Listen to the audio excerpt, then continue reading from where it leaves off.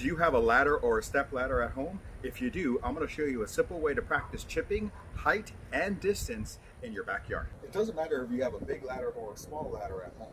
What we're going to use it for is to practice your distance and your height. Goal is to hit a ball in between every single step of the ladder. You can keep it as close or as far away as you can to practice these two things. Let's see how it works.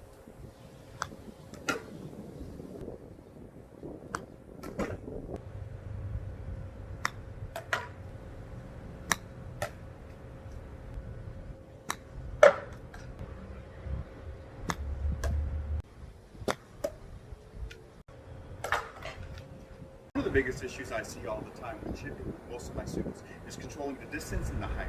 So when we use the ladder, it gives us a really good idea of how to practice with a purpose, making sure that you can hit each hole and then change the distances when you're at your house. One of the biggest things though that is a problem is club selection. A lot of players will try to hit every single one of these with the same golf club, and that's where we run into a lot of mistakes. Notice one of the biggest things that I do is I have 3 different wedges in my bag, 4 if you count my pitching wedge. My 60, my 56, and my 50. These are important to help me control the height, and the biggest thing that I want to do is make sure that I'm switching them often when I'm hitting shots, not trying to repeat the same shot with every single club.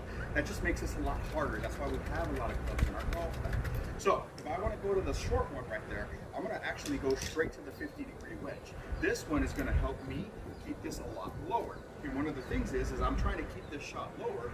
What I'm going to do is I'm going to place this more to the back of my right foot and then kind of lift the handle a little bit of the grip so that it's not so much heel on the ground.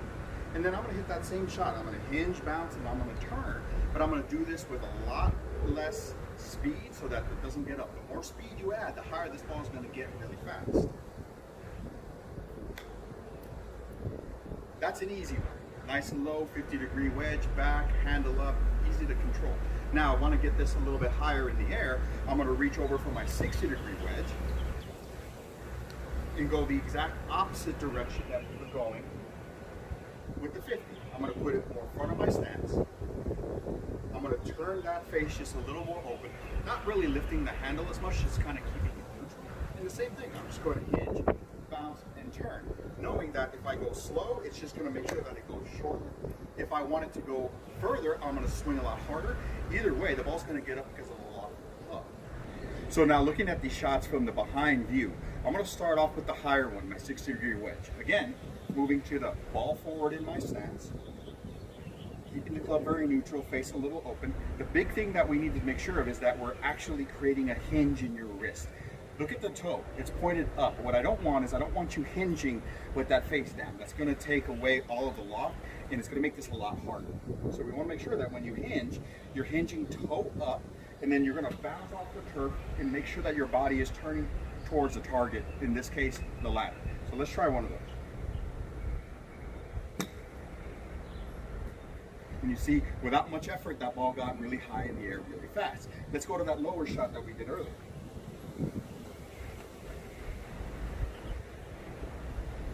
Now moving to try and hit that lower one on the ladder, I have a 50-degree wedge in my hand. And what I'm going to do again, put this further back in my stance. And then this time I'm going to lift the handle, make sure the heel is not on the ground. And same thing, I'm just going to make sure I'm hinging, bouncing, and turning. Now one of the things is, same thing with the toe. We want to make sure the toe is pointed more up, not down. Okay, so let's go ahead and try one. Let's try to hit that lower one here. Not too bad. Now, this is how we're going to be able to control the height with different clubs, different ball positions. We just need to practice this. So if you're at home, use the ladder, see if it helps you out a lot, and hopefully we can get a little bit better with our short game while we're at the house.